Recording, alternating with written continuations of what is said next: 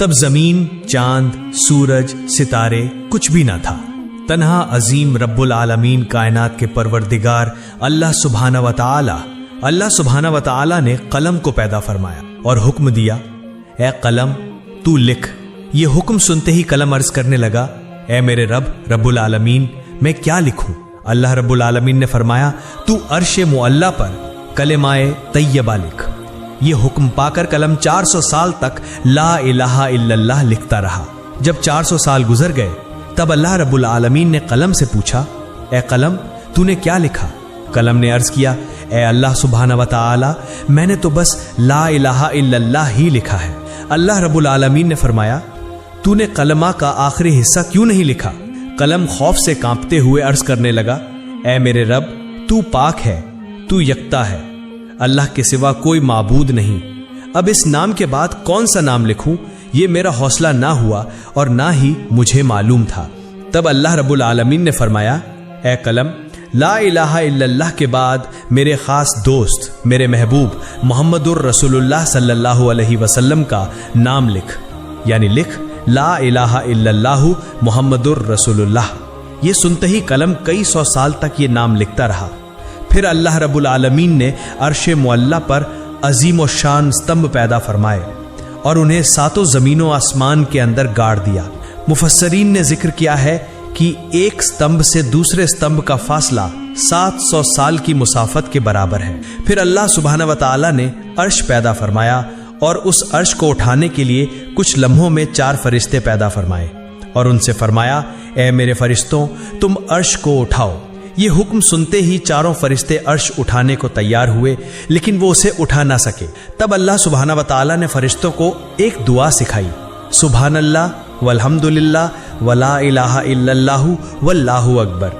جب فرشتوں نے یہ دعا پڑھی تو وہ عرش اٹھانے کے قابل ہو گئے، اور اسی وقت اللہ رب العالمین کی قدرت سے بے شمار فرشتے پیدا ہوئے اور سب اللہ سبحانہ و تعالیٰ کی حمد و ثنا کرنے لگے۔ پھر اللہ رب العالمین نے اپنی عظیم قدرت سے ماؤں ارض تیار فرمایا اور وہاں سرخ یاقوت سے لوح محفوظ پیدا فرمایا اور اسے عرش کے نیچے رکھ دیا۔ پھر اللہ سبحانہ و تعالیٰ نے قلم کو حکم دیا، اے قلم، اس عظیم الشان تخلیق، علم اور قیامت تک پیش آنے والے تمام واقعات کو لوح محفوظ میں لکھ دے۔ اللہ سبحانہ و تعالیٰ کے اس حکم کو پا کر قلم نے بسم اللہ الرحمن الرحیم لکھ کر آغاز کیا۔ اللہ سبحانہ و تعالیٰ ہی اس کائنات کا یکتا خالق ہے۔ اللہ سبحانہ و تعالیٰ کے سوا کوئی معبود نہیں، وہ یکتا ہے، بے مثال ہے۔ پھر اللہ رب العالمین نے قلم کو دوبارہ حکم دیا، اے قلم، آدم علیہ السلام سے لے کر 1,24,000 انبیاء تک کے تمام حالات لوح محفوظ میں درج کر۔ پس قلم نے یہ حکم پا کر تمام مخلوقات اور تمام واقعات کو لکھ دیا۔ اس کے بعد اللہ سبحانہ و تعالیٰ نے یاقوت کی طرف نظر ڈالی تو یاقوت خوف سے پگھل گیا اور پانی میں تبدیل ہو گیا۔ پھر اللہ سبحانہ و تعالیٰ کی بے پایہ قدرت سے ہوا پیدا ہوئی اور رب العالمین نے اسے شمال، جنوب، مشرق اور مغرب کی طرف بھیج دیا اور فرمایا، تم لوگ تیز رفتاری سے بہتے ہوئے پانی میں لہریں پیدا کرنے لگے اور جھاگ اٹھنے لگا، اور فوراً ہی اللہ سبحانہ و تعالیٰ کے حکم کی تعمیل ہوئی، چنانچہ پانی کے اوپر جھاگ جم گیا اور ان جھاگوں کے باہمی تصادم سے اللہ سبحانہ و تعالیٰ کے حکم سے آگ پیدا ہوئی۔ کچھ ہی دیر بعد اس آگ سے دھواں نکلنے لگا۔ پھر اللہ سبحانہ و تعالیٰ کا عرش پانی کے بیچ میں قائم ہوا۔ اللہ رب العالمین نے اس دھوئیں کو 7 حصوں میں تقسیم کیا۔ اس کے پہلے حصے سے پانی، دوسرے حصے سے تانبا، تیسرے حصے سے لوہا، چوتھے حصے سے چاندی، 5ویں حصے سے سونا، 6ٹھے حصے سے موارد یعنی موتی اور 7ویں حصے سے یاقوت پیدا فرمایا۔ اس کے بعد عظیم اللہ سبحانہ و تعالیٰ نے اپنی قدرت سے پانی سے پہلا آسمان، تانبے سے دوسرا آسمان، لوہے سے تیسرا آسمان، چاندی سے چوتھا آسمان، سونے سے 5واں آسمان، موارد سے 6ٹھا آسمان اور یاقوت سے 7واں آسمان بنایا۔ ایک آسمان سے دوسرے آسمان تک کا فاصلہ تقریباً 500 سال کی مسافت کے برابر ہے۔ پھر اللہ سبحانہ و تعالیٰ کی قدرت سے پانی سے بدل کر ایک سرخ رنگ کی مٹی کی مانند چیز وجود میں آئی۔ تب اللہ رب العالمین نے 4 فرشتوں حضرت جبرائیل، میکائیل، اسرافیل اور عزرائیل علیہم السلام کو حکم دیا کہ چاروں طرف سے اس کو کھینچو۔ اللہ سبحانہ و تعالیٰ کے حکم پر انہوں نے ایسا ہی کیا اور وہ چیز ایک وسیع و عریض زمین کی صورت اختیار کر گئی۔ پھر اللہ رب العالمین نے محض 6 دنوں میں آسمان، زمین، چاند، سورج، سیارے اور ستارے، یعنی اس کائنات میں جو کچھ ہے سب کچھ پیدا کر دیا۔ پھر 1000 سال بعد اللہ رب العالمین نے بے دھواں آگ پیدا کی اور اس سے جنات کو پیدا فرمایا۔ جنوں میں ایک نبی بھیجے گئے جن کا نام یوسف تھا۔ اللہ سبحانہ و تعالیٰ نے اس نبی کو شریعت کے احکام سکھائے اور انہیں دنیا میں بھیجا۔ اس طرح جنات کی زندگی چلنے لگی، لیکن بہت سالوں کے بعد جنات اللہ سبحانہ و تعالیٰ کے احکام بھول گئے اور سب کے سب گمراہ ہو کر گناہوں میں ڈوب گئے۔ تب وہی یوسف نامی جن سب سے کہنے لگے، اے جنوں کی جماعت، اللہ سبحانہ و تعالیٰ سے ڈرو، گناہوں سے باز آ جاؤ۔ کیا تم بھول گئے ہو اللہ سبحانہ و تعالیٰ یکتا ہے، اس کے سوا کوئی معبود نہیں؟ پس توبہ کرو اور سیدھے راستے پر واپس آ جاؤ اور اللہ سبحانہ و تعالیٰ کے احکام مانو۔ لیکن جنوں کی جماعت نے اس کی بات نہ مانی اور سب نے مل کر اسے قتل کر دیا۔ ادھر فرشتے کہنے لگے، اے اللہ سبحانہ و تعالیٰ، جنات کی جماعت دنیا میں گناہوں میں مبتلا ہو کر فساد برپا کر رہی ہے اور قتل کر رہی ہے۔ اللہ رب العالمین نہایت رحیم و کریم ہیں، اس کی رحمت بے پایا ہے۔ فرشتوں کی یہ بات سن کر اللہ سبحانہ و تعالیٰ نے جنوں کو ان کے گناہوں کی سزا نہ دی، بلکہ دوبارہ ایک اور پیغمبر بھیجا، لیکن وہ کامیاب نہ ہو سکے۔ صرف چند جن ہی ان کی ہدایت قبول کر کے سیدھے راستے پر آئے اور باقی سب گمراہ ہو گئے۔ یوں تقریباً 36,000 سال کے عرصے میں جنات نے بے شمار پیغمبروں کو قتل کر ڈالا۔ پھر اللہ رب العالمین نے فرشتوں سے فرمایا، جاؤ جو گناہوں میں مبتلا ہیں ان کو سزا دو۔ اللہ سبحانہ و تعالیٰ کے اس حکم کو پاتے ہی فرشتوں نے کروڑوں جنات کو سزا دی۔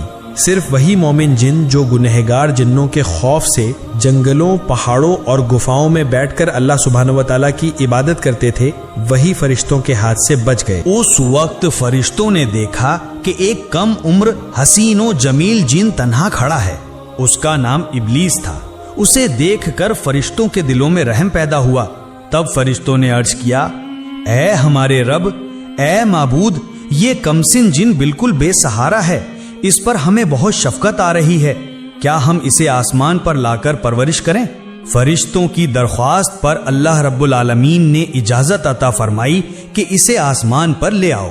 ابلیس تیز حافظے والا تھا، جو ایک بار سنتا وہ ہمیشہ کے لیے یاد رکھتا۔ ادھر جو جنات زندہ بچے تھے ان کی نسل بڑھ کر پھر سے دنیا جنات سے بھر گئی۔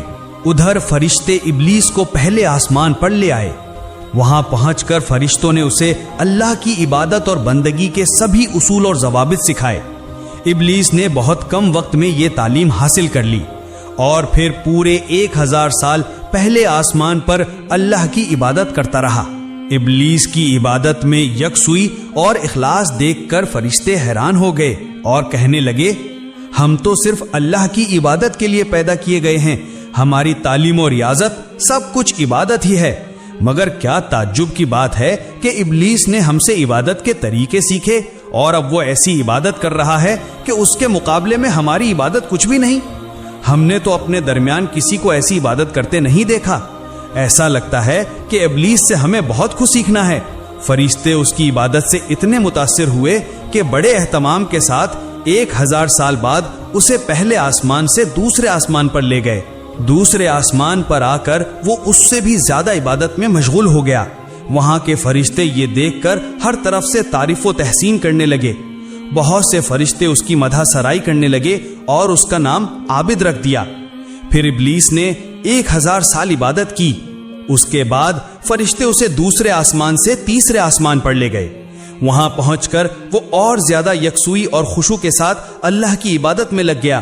یہ دیکھ کر وہاں کے فرشتے اس کی عبادت پر فریفتہ ہو گئے اور اس کا نام ولی رکھ دیا۔ اسی طرح ابلیس نے ہر آسمان پر 1000 سال عبادت کی۔ آخر کار جب وہ 7ویں آسمان پر پہنچا تو سکون و اطمینان کے ساتھ رہنے لگا۔ ابلیس نے ہر پہلو سے بہت زیادہ علم اور تجربہ حاصل کر لیا۔ تب فرشتوں نے اللہ کی بارگاہ میں دعا کی، اے ہمارے رب، اے اللہ، اگر تو اپنے محبوب ابلیس کو عرش معلیٰ پر اٹھا لے تو ہم اس سے بہت قیمتی نصیحتیں سن کر بہت کچھ سیکھ سکتے ہیں، کیونکہ اس نے ہم سے کہیں زیادہ علم حاصل کیا ہے۔ اللہ تعالیٰ نے فرشتوں کی اس درخواست کو قبول فرمایا اور ابلیس کو عرش معلیٰ کے قریب لے آئے۔ وہاں پہنچ کر ابلیس یاقوت سے بنے ایک بلند ممبر پر عبادت میں مشغول ہو گیا اور وعظ و نصیحت کرنے لگا۔ یہ سب دیکھ کر فرشتوں نے اسے ملائکہ یعنی فرشتوں کا استاد تسلیم کر لیا۔ ادھر زمین پر جو جنات باقی رہ گئے تھے وہ دوبارہ سخت گناہوں میں مبتلا ہو گئے۔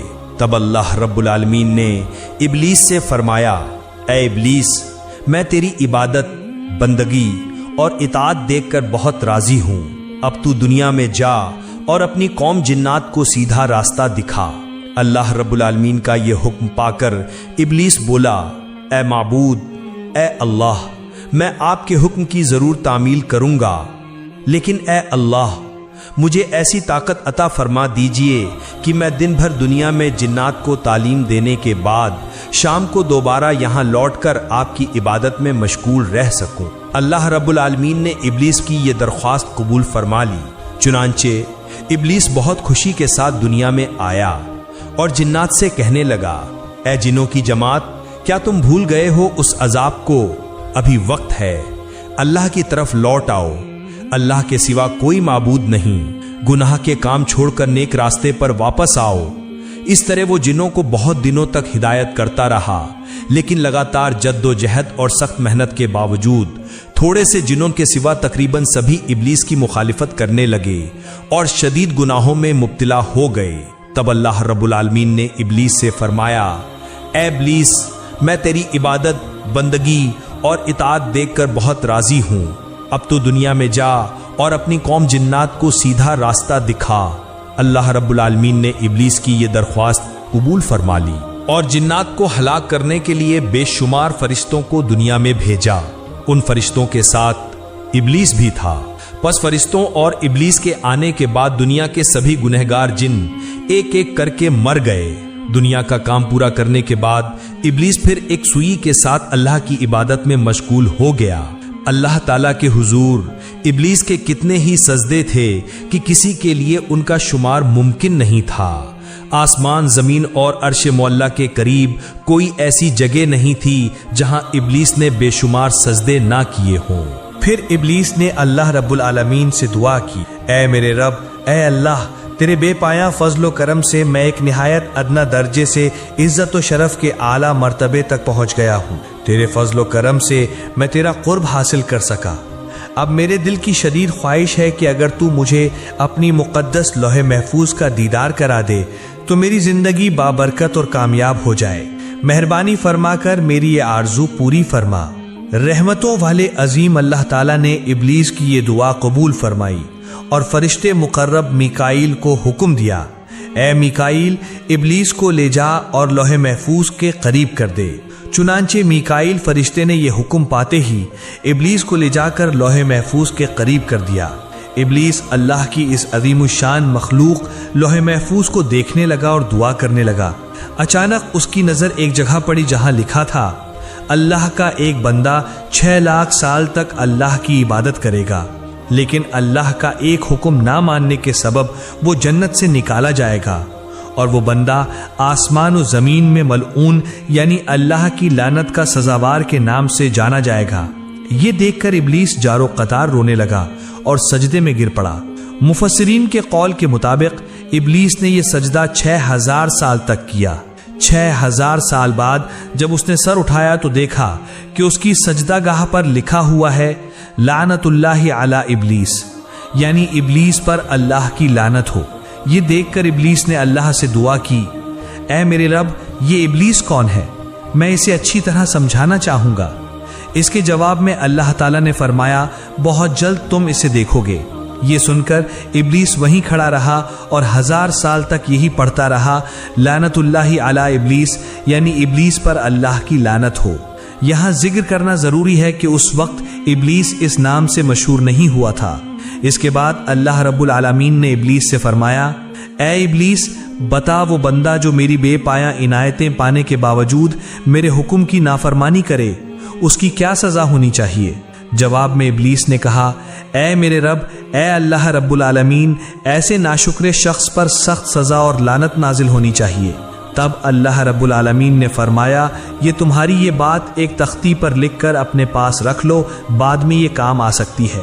اس واقعے کے کچھ دن بعد ایک دن اچانک ابلیس نے اپنے دل میں سوچنا شروع کیا، اب فرشتوں کی دنیا اور جنات کی دنیا میں کوئی ایسا فرشتہ یا جن باقی نہیں رہا جس نے مجھ سے زیادہ علم حاصل کیا ہو۔ اب تو فرشتوں پر بھی میرا اثر بے مثال ہے، میرے اثر و رسوخ اور قوت کا مقابلہ کرنے والا اب کوئی باقی نہیں۔ میرا خیال ہے کہ رب العالمین کائنات کی تدبیر اور انتظام کی ذمہ داری صرف مجھے ہی دے سکتا ہے۔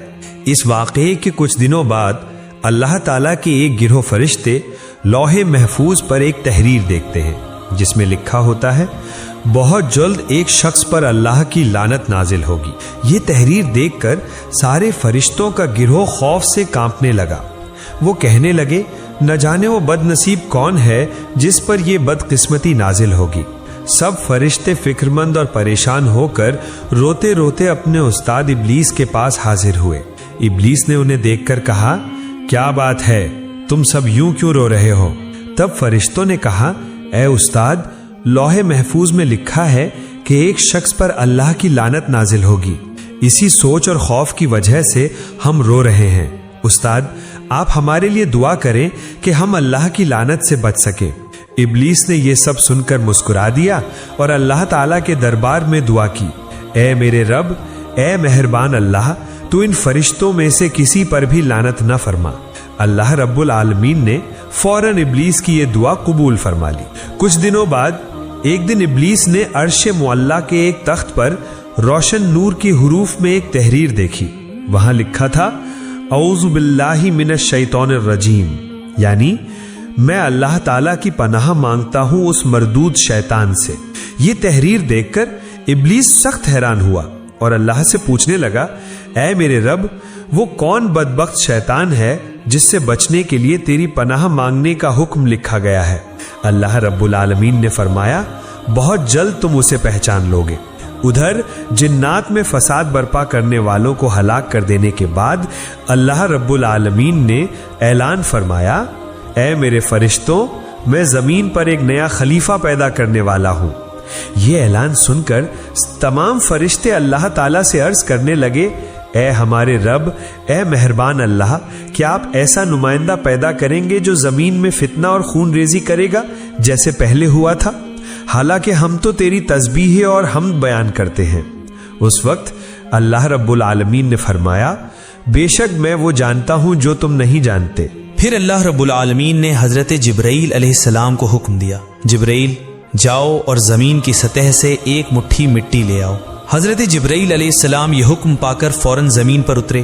جہاں آج کعبہ موجود ہے وہیں سب سے پہلے ایک مٹھی مٹی لینا چاہیے، لیکن زمین بول اٹھی، اے جبرائیل، مجھ سے مٹی مت لو، اس مٹی سے اللہ رب العالمین جو خلیفہ پیدا کریں گے ان کی اولاد نہایت گناہگار اور سزا کی مستحق ہوگی۔ میں بے بس زمین ہوں، اللہ کے عذاب کو سہنے کی طاقت مجھ میں نہیں۔ یہ سن کر حضرت جبرائیل علیہ السلام نے مٹی نہیں لی اور واپس لوٹ آئے۔ پھر یکے بعد دیگرے حضرت میکائیل، حضرت اسرافیل اور سب فرشتوں کو مٹی لانے کے لیے بھیجا گیا، لیکن وہ سب بھی اسی طرح مٹی لیے بنا واپس آ گئے۔ آخرکار اللہ رب العالمین نے حضرت عزرائیل فرشتے سے فرمایا، اے عزرائیل، تم زمین سے ایک مٹھی مٹی لے آؤ۔ اللہ رب العالمین کا یہ حکم پا کر حضرت عزرائیل علیہ السلام فوراً زمین پر اترے۔ پھر زمین نے پہلے کی طرح اللہ کی قسم دے کر مٹی لینے سے منع کیا۔ تب حضرت عزرائیل فرشتے نے کہا، اے زمین، جس اللہ کی قسم تو دے رہی ہے، میں اسی عظیم اللہ کے حکم سے یہاں آیا ہوں۔